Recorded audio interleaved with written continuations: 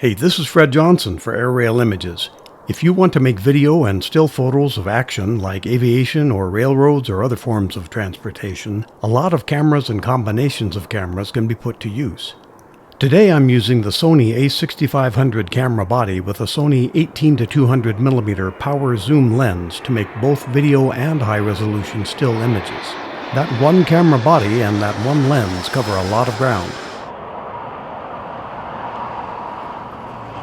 When used on a crop sensor camera like the A6500, it has a focal length more like 27mm to 300mm in 35mm film equivalency.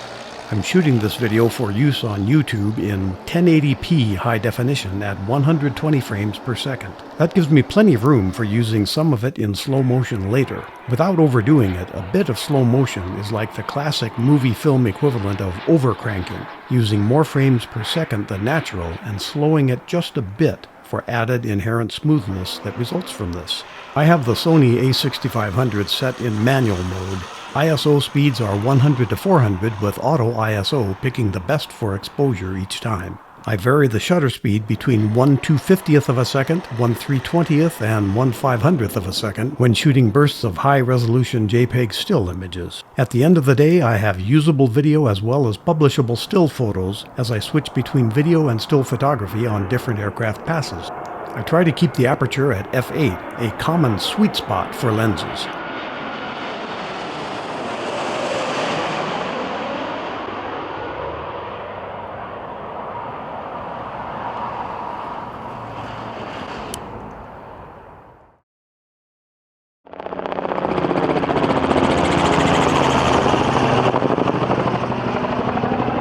The Sony A6500 body has in-body image stabilization, and the 18-200mm OSS lens is also optically stabilized. Some reviewers say both sets of stabilization share the workload, yielding super smooth results. After uploading all the day's image files to my computer, I use Photoshop Elements to bring out the best still image quality I can.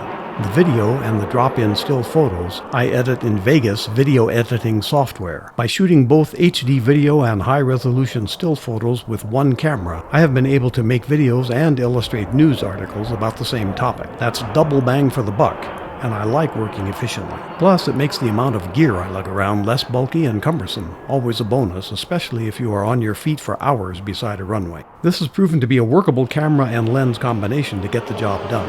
Decent high-resolution stills shot in bursts are fantastic, and the handheld video is quite stable. The power zoom lens makes it possible to zoom while shooting video, although the fastest zoom mode is still slower than I'd like.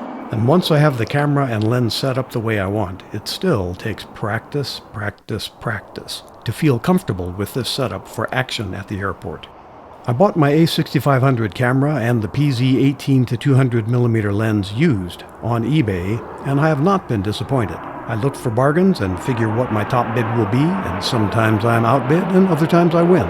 But the result for me has been more affordable than buying brand new.